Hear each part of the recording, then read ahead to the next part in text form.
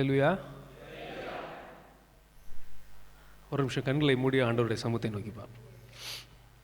எங்கள் இருக்கமுள்ள அன்பு பரிசுத்த பிதாவே, இந்த நல்ல வேலைக்காக நாங்கள் துதிக்கிறோம், சோத்தரிக்கிறோம். இயேசுவின் நாமத்தினாலே உங்களுடைய சமூகத்துக்கும் தான் வருகிறோம்ப்பா. நீங்கள் வரவழைச்சிருக்க ஒவ்வொருவருக்காகவும் உங்களுக்கு நன்றி செலுத்துகிறேன். உங்களுடைய சமூகத்திலே, உங்களுடைய பிரசனத்திலே இந்த புதிய ஆண்டிற்குள்ளதாக நாங்கள் கடந்து செல்ல எங்களுக்கு உதவி செய்யுங்க. மிகுதியான நேரத்துலையும் இந்த செய்தி வேளையிலையும் உம்முடைய அன்பை எண்ணி நாங்கள் துதிக்க எங்களுக்கு உதவி செய்யுங்க. இயேசுவின் நாமத்தினால் எங்கள் ஜெபங்கள் எடுக்கிறோம் பரிசுத்த பிதாவே, ஆமென். அல்லேலூயா. உங்களுக்கு பைபிளில் தெரியும், ஒரு பட்டணத்தை ஆண்டவர் அழிச்சார். எந்த பட்டணம் தெரியுமா? அது நிறைய பட்டணத்தை அழிச்சார். வானத்திலிருந்து இது விழுந்து அழிஞ்சிச்சுல, அது எந்த பட்டணம்? சோதம் பட்டணத்தை அழிச்சார் இல்லையா? சோதம் பட்டணத்தில் என்ன பெரிய பாவம் இருந்துச்சுன்னு தெரியுமா? எடுத்துக்கங்க உங்கள் பைபிளில் எசேக்கியேல் 16:49. இதோ கர்வமும் ஆகார திரட்சியும் நிர்விசாரமான சாங்கோ பாங்கமும் ஆகிய இவைகளை உன் சகோதரியான சோதோமின் அக்கிரமம். நிறைய நம்ம பழைய ஏற்பாட்டில் அந்த இதை படிச்சிருக்கும் போது நிறைய அதில் தவறு இருந்துச்சு. அவங்க அந்த தேவதூதர்கள் வரும்போது அவங்களை என்ன பண்ணணும்னு நினச்சாங்க, இதெல்லாம் நிறைய இருக்குது. நான் எசேக்கியேலில் ஆதியாகமத்தில் எழுதாததை ஆண்டவர் எசேக்கியேல் மூலமாக பேசுகிறாரு. அதில் 3-4 பாயிண்ட் இருக்குது. ஃபஸ்ட்டு கர்வம்னா என்ன? அதுக்கு இன்னொரு வார்த்தை பார்த்திங்கன்னா பெருமை. கர்வத்துக்கு இன்னொரு வார்த்தை என்னது? பெருமை. அதுக்கு அடுத்தது என்னவா இருந்துச்சா? ஆகார திரட்சி. அதுக்கு அடுத்தது நிர்விசாரம். நிர்விசாரம்னா என்னது? பார்த்துக்கலாம் அப்படின்னு இருப்போம் இல்லையா? நிர்விசாரம். ஃபஸ்ட்டு என்னவா இருந்துச்சா அவங்களுக்கு? பெருமை இருந்துச்சான். அதுக்கடுத்து ஆகார திரட்சி. ஆகார திரட்சினா அதிகமாக சாப்பாடு இருந்துச்சு. இது ஒரு தப்பா? யோசிச்சு பாருங்க. ஆகார திரட்சின்னு அந்த காலத்துலேயே ஆண்டவர் சொன்னார் இல்லையா? ஒரு 50லேருந்து 60 வயசுக்கு மேலே 50 வயசுக்கு மேலே இருக்கவங்களுக்கு தெரியும். நீங்கள் சின்ன பிள்ளையாக இருக்கும்போது அரிசியில் கல் இல்லாமல் இருக்குமா? கல் இல்லாத அரிசி இருந்துச்சா அந்த காலத்தில்? அப்போ நீங்கள் யோசிச்சு பாருங்கள். சோதம் இருந்த காலத்தில் மிஷினில் போட்டு அரைச்சி கொடுத்துருப்பாங்களா? சோதம் இருந்த காலத்தில் ஃப்ரைட் ரைஸ் இருந்துச்சா? நூடுல்ஸ், 65, கூழு, களி, அவ்வளோதான். நீங்கள் சொன்ன மாதிரி அந்த ஆகார திரட்சிக்கே அவங்களுக்கு என்ன வந்துச்சான்? பெருமை வந்தது. நம்மளுக்கு காசு இருக்கோ இல்லையோ, ஒரு வசதியானவரோ ஏழையோ ஃப்ரைட் ரைஸ் வாங்க முடியாமல் இன்றைக்கி இருக்கமா? 50 ரூபாய் 60 ரூபாய்க்கு வாங்க முடியாமல் இன்றைக்கி இருக்கமா? இல்லை இல்லையா? அது நல்லது கெட்டது அதெல்லாம் விட்டுருங்க. சாக்லேட்டு 5 ரூபாய்க்கு, நான் சின்ன பிள்ளை இருக்கும்போது 5 ரூபா சாக்லேட் இருக்கும். இப்போ 50 ரூபாய்க்கு விற்கிது இல்லையா? இது எதுக்கு நான் சொல்கிறேன் அப்படின்னா, 3வது பாயிண்ட்டு, சாப்பாடு பெருமை இதெல்லாம் இருந்ததுனால அவங்களுக்கு என்ன வந்துச்சான்? நிர்விசாரம். நிர்விசாரம்னா என்னது? சால்ட். பார்த்துக்கலாம், என்ன வந்துட போகுது? நம்மளுக்கு என்ன இருக்குது? நம்மளுக்கு என்ன இருக்குது? சாப்பாடு இருக்குது நல்லா. கூழுக்கே அவனுக்கு இவ்வளோ இருந்ததுன்னா நம்மளுக்கு அப்போ எவ்வளோ இருக்கும்? இப்போ நான் ஏன் சொன்னேன் இதெல்லாம்? எங்க கடைசி நாள் என்ன சொல்கிறது, ஆண்டவருக்கு நன்றி செலுத்துகிற செய்தி. அதில் ஏன் இந்த கதையெல்லாம் பேசுகிறோம் அப்படின்னு நீங்கள் கேட்டிங்கன்னா, இதுக்கு எல்லாத்துக்கும் அடிப்படை என்ன தெரியுமா? ஆண்டவருக்கு அவங்க கிரேட்ஃபுல்லாக இல்லை. அந்த பெருமை ஏன் வந்தது தெரியுமா? தங்களுக்கு கொடுக்கப்பட்ட ஆசீர்வாதங்களை எண்ணி ஒரு மனுஷனுக்கு கூட கடவுளை துதிக்கணும்னு ஒருத்தனுக்கு கூட தோணலை. துதிக்காதனால வந்த விளைவு தான் என்னன்னா, இந்த பெருமைன்னு ஒன்று வந்துச்சு. ஆகார திரட்சி இருந்த கடவுளுக்கு, ஆகாரத்தை கொடுத்த தேவனுக்கு நன்றி செலுத்துறதுக்கு பதிலாக இவங்க என்ன பண்ணாங்கன்னா, ஆகார திரட்சினால நிர்விசாரம் ஆயிட்டாங்க. இதான் அதனுடைய அடிப்படை. அவங்க ஆண்டவருக்கு தேங்க் பண்ண மாதிரி எங்கேயுமே இல்லை. ஆண்டவருக்கு நன்றி உள்ள இருதயம் ஒருத்தர் கூட இல்லை. சாப்பாடு இருக்குது, நல்ல வளமாக இருக்கிறாங்க, தேவையான அளவுக்கு சாப்பாடு இருக்குது. நிர்விசாரத்தில் ஆண்டவரை துதிக்கிறதை எண்ணி அவங்க விட்டுட்டு ஆண்டவரை துதிக்கிறதுக்கு பதிலாக நிர்விசாரத்துக்குள்ளே அவங்க போனதை இந்த வசனங்கள் நம்ம வாசிக்கிறோம். ஸோ ஆண்டவருக்கு ஏன் நம்ம நன்றி செலுத்தணும் அப்படின்னு கேட்டிங்கன்னா, உலகத்தில் இருக்க பெரிய பாவத்தில் ஒன்று என்னது? ரொம்ப மோசமான பாவத்தில் ஒரு பாவம் என்னது? வெறுமை. ஏன்னா பைபிள் முழுசாக நீங்கள் படித்து பார்த்தீங்கன்னா, ஒருத்தருக்கு மட்டும் ஆண்டவர் எதிர்த்து நிற்கிறாருன்னு சொல்லியிருக்க வசனம். யாருக்குன்னா, பெருமை உள்ளவர்களுக்கு எதிர்த்து நிற்கிறார். ஸோ அப்போ பெருமை வராமல் இருக்கணும்னா அதுக்கு மிகப்பெரிய ஆயுதத்தில் ஒன்று ஆண்டவருக்கு நம்ம மகிமையும் புகழையும் நன்றிகளையும் செலுத்துவது. இவங்க நன்றி செலுத்தாமல் இருந்தாங்க, ஆண்டவரை பற்றி அறியலை, ஆண்டவருக்கு மகிமையை செலுத்தணும், ஆண்டவருக்கு நன்றி செலுத்தணும்னு இவனுக்கு யோசனையே வரல. அதனுடைய விளைவு நிர்விசாரம், அதுக்கு அடிப்படை பெருமை, அதுக்கு விளைவு அழிவு. ஆண்டவருக்கு நம்ம நன்றி செலுத்துறதுங்கிறது நம்மளுக்கு பெருமையிலேருந்து நம்மளுக்கு என்ன ஒரு பெருசாக ஒரு விடுதலை கிடைக்குது இல்லையா? நான் நன்றி செலுத்துறேன்னு வச்சிங்களேன், நான் பண்ணேன்னு சொல்லுவேண்ணா, ஆண்டவர் நீங்கள் தான் செஞ்சீங்க சுவாமி, இந்த சாப்பாடெல்லாம் நீங்கள் தான் கொடுத்தீங்க, நாங்கள் நிம்மதியாக ஒரு இடத்துல இருக்கோன்னா அதுக்கு காரணம் யார்? நீங்கள் தான் அப்படின்னு என்னோடய இருதயம் ஆண்டவர் துதிச்சிச்சுன்னா எனக்கு என்ன வராது? பெருமை வராது. இந்த சோதோம் ஜனங்களுக்கு பெருமை வந்ததுக்கு ஒரு முக்கியமான காரணம், ஆண்டவருக்கு கொடுக்க வேண்டிய கனத்தையும் ஆண்டவர் கொடுத்த மகிமையும் ஆண்டவர் கொடுக்க வேண்டிய நன்றி பலிகளையும் இவங்க என்ன பண்ணல? செலுத்தவே இல்லை. அதுதான் அடிப்படை. அந்த இருதயம் இல்லாதனால தான் அவங்களுக்கு பெருமை வந்துச்சு, பெருமை நிமித்தம் நிர்விசாரம் வந்துச்சு, நிர்விசாரத்தினுடைய விளைவு அழிவு வந்தது, ரொம்ப மோசமான அழிவு வந்தது. சரி, நம்ம நன்றி செலுத்தணும். எதுக்கு நன்றி செலுத்தணும்? எத்தனை பேர் ஸ்கூல் பசங்களுக்கு ஃபீஸ் கட்டினீங்க, காலேஜுக்கு ஃபீஸ் கட்டினீங்க, அதுக்கு நன்றி செலுத்தியிருக்கோமா? எத்தனை பேர் வீட்டு வாடகை கட்டியிருக்கீங்க? சொந்த வீட்டு இருக்கவங்க வீட்டு வாடகையை கொடுக்காம ஒரு வீட்டில் இருக்கீங்க, அதுக்கு நன்றி செலுத்தியிருக்கோமா? தெரியல. பைக்குக்கு 100 ரூபா பெட்ரோல் விற்கிது. நான் சின்ன பிள்ளையா இருக்கும்போது 35 ரூபா எனக்கு ஞாபகம் இருக்க வயசில். 100 ரூபாய்க்கு பெட்ரோல் இப்போ விற்கிது. பெட்ரோல் போடுற அளவுக்கு எத்தனை பேர் இருந்தோம்? அதுக்கு நம்ம தேங்க் பண்ணியிருக்கோமா? ஆண்டவருக்கு நன்றி செலுத்தியிருக்குமா? வேலைக்கு டெய்லி போயிட்டு வரோம், போயிட்டு வந்ததுக்கு என்றைக்காவது ஒரு நாள் கீழே எல்லாம் விழாமல் வந்து தப்பிச்சோமே, நம்ம உடம்புல இருக்க ஒரு உறுப்பு கை காலெல்லாம் காலி ஆகாமல் எல்லாம் சேர்ந்து இருக்குதே, அதை நினச்சி நம்ம நன்றி செலுத்தியிருக்கோமா? இதை விட பெரிய ஒரு இது, நம்ம ஸ்கூல் காலேஜில் படிக்கிற பசங்க எத்தனை பேர் பாஸ் ஆகிருக்கீங்க? இந்த உலகத்தில் 2024 மட்டும் 5 to 10 கோடி பேர் அகதிகளாக இருக்காங்களாம். 5 to 10 கோடி பேர். 5 கோடி பேர் நாட்டில் இருந்த இந்த காசா மாதிரி இடத்துல இருந்து வெளியில் போய் சொந்த வீடுகளில் விட்டு டென்ட்டு போட்டு குடியிருக்கிறவங்க, அது 5 கோடி பேர். இன்னும் ஒரு 6 கோடி பேர் அந்த நாட்டுக்குள்ளேயே பிரச்சனை வந்து கலவரம் வந்து இந்த மணிப்பூர், மிசோரம் மாதிரி, சிக்கிம் மாதிரி இருக்க இடத்துல அங்கேருந்து வெளியில் வந்தவங்க. நம்ம இதுக்கெல்லாம் இன்றைக்கே தேங்க் பண்ணியிருக்கோமா ஆண்டவருக்கு? ஸோ கொடுக்கப்பட்ட விஷயங்களுக்கு நம்ம எந்த அளவுக்கு ஆண்டவருக்கு நன்றியாக இருக்கோம், அது ரொம்ப ரொம்ப யோசித்து பார்க்க வேண்டிய ஒரு விஷயமா இருக்குது. சில பேர் சொல்லுவாங்க, நான் மட்டும் இப்படி இருந்திருந்தா நான் என்ன பண்ணியிருப்பேன்? ஆண்டவருக்கு உண்மையாக நான் இருந்திருப்பேங்க, என் வாழ்க்கை மட்டும் அவர் வாழ்க்கை மாதிரி இருந்திருந்தா நான் அப்படி இருந்திருப்பேன் இப்படி இருந்திருப்பேன்னு சொல்லுவாங்க. ஆனால் அது உண்மை கிடையாது. அதுக்கு ஒரு உதாரணம் சொல்கிறேன் பாருங்கள். ஆண்டவர் 10 குஷ்டரோகியை சுகமாக்குறாரு. கவனிங்க, ஆண்டவர் எத்தனை குஷ்டரோகியை சுகமாக்குறாரு? 10 குஷ்டரோகியை சுகமாக்குறாரு. அதில் வந்து நன்றி சொன்னவன் யார்?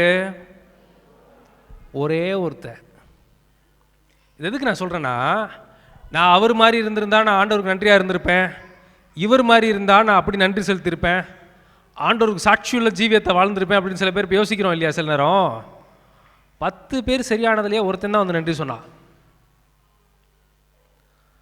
நன்றி இருக்கவன் எப்படினாலும் எந்த சூழ்நிலையும் ஆண்டவருக்கு நன்றி உள்ளவனா இருப்பான்.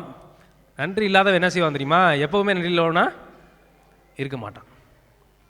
இதை நம்ம மறக்கவே கூடாது நம்ம வாழ்க்கையில். ஆண்டவருக்கு நன்றி செலுத்துறது எதனுடைய வெளிப்பாடு அப்படின்னு கேட்டிங்கன்னா, ஆண்டவருக்கு நன்றி செலுத்துறது ஆண்டவர் மேலே நம்ம வச்சிருக்க விசுவாசத்தின் வெளிப்பாடு. நம்ம ஆண்டவருக்கு நன்றி செலுத்துதல் என்பது ஆண்டவர் மேல் நம்ம வச்சிருக்க விசுவாசத்தினுடைய ஒரு வெளிப்பாடு. வசனம் சொல்லுது எபிரேயர் 11:6, விசுவாசம் இல்லாமல் தேவனுக்கு பிரியமாய் இருப்பது கூடாத காரியம். விசுவாசம் இல்லாமல் தேவனுக்கு பிரியமாய் இருப்பது கூடாத காரியம். இது நம்மளுக்கு தெரிஞ்ச வசனம். ஆண்டவருக்கு நன்றி செலுத்துதல் என்பது நாம் அவர் மேலே வச்சிருக்க விசுவாசத்தினுடைய அளவுகோலுடைய வெளிப்பாடு. எப்படி நான் சொல்கிறேன் அப்படின்னு இன்னும் நான் சொல்கிறது புரியுதா? திரும்ப சொல்கிறேன், இப்படி சொல்கிறேன். ஆண்டவர் மேலே நம்ம நம்பிக்கை வச்சுருந்தோம்னா அவருக்கு நன்றி செலுத்துவோம். நம்ம விசுவாசம் நம்மளுடைய இருதயத்தில் இருக்குங்கிறதுக்கான அளவுகோல், ஒரு அளவு வச்சு மெஷர் பண்ணுவோம் இல்லையா?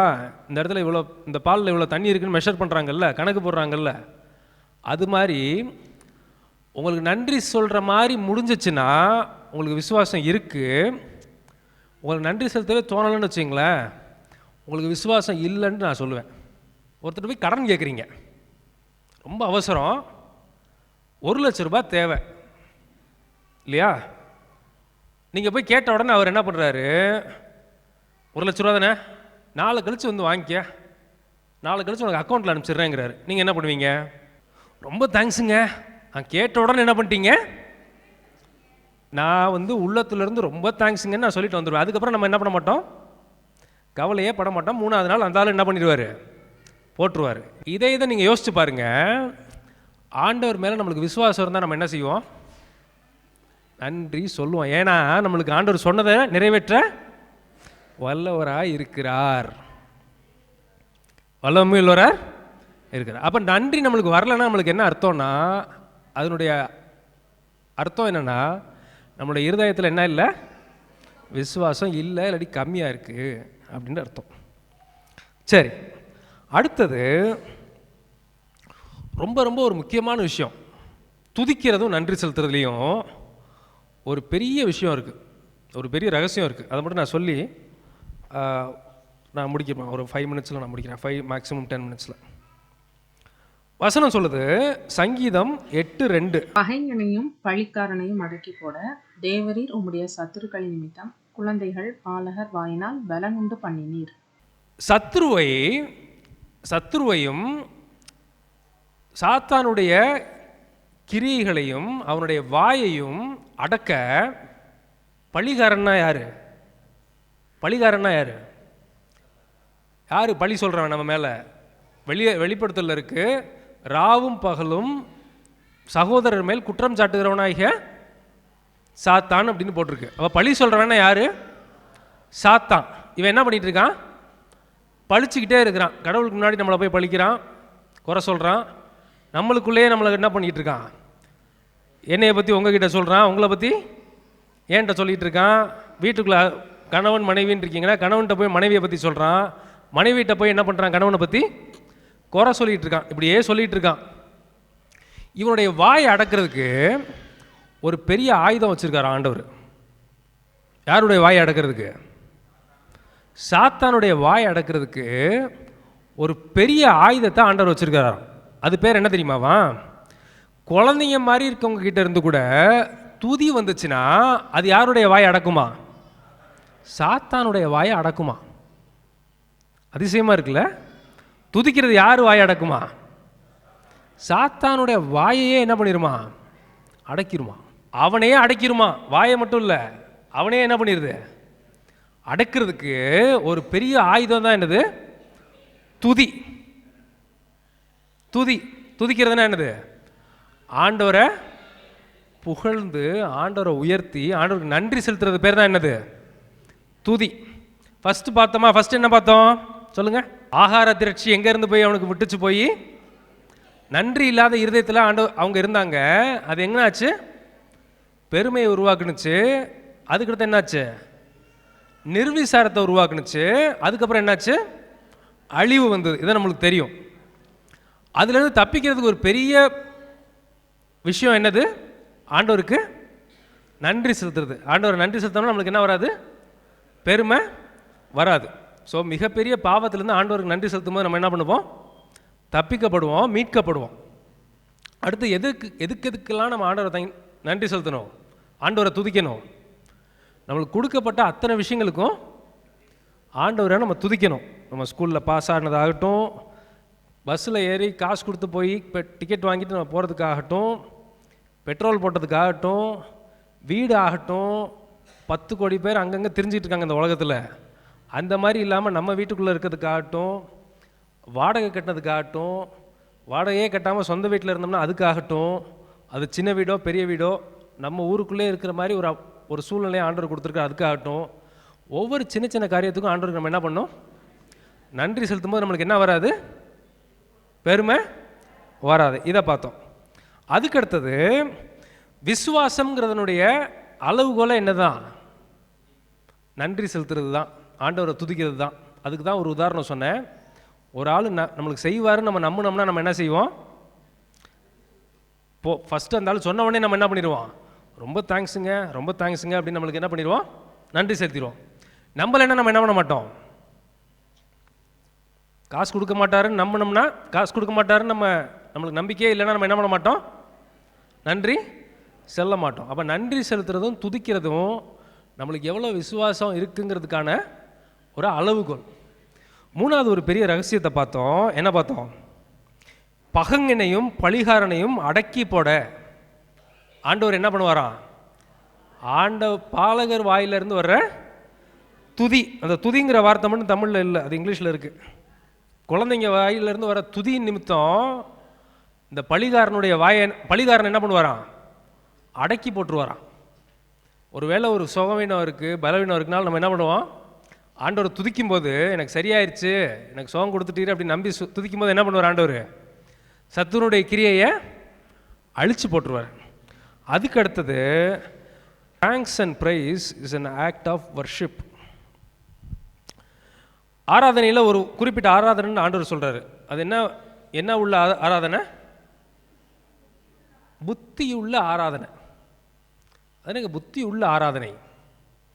ஆண்டவரை துதிக்கிறதும் ஆண்டவருக்கு நன்றி செலுத்துறதும் என்னதுன்னா ஒரு புத்தியுள்ள ஆராதனை. அதுக்கு நான் வசனம் வாசிக்கிறேன். ரோமர் 12:1.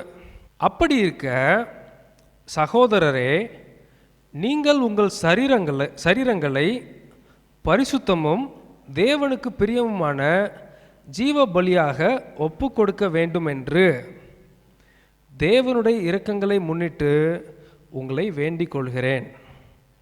இதுவே நீங்கள் செய்யத்தக்க புத்தியுள்ள ஆராதனை. என்ன ஆராதனை? புத்தியுள்ள ஆராதனை.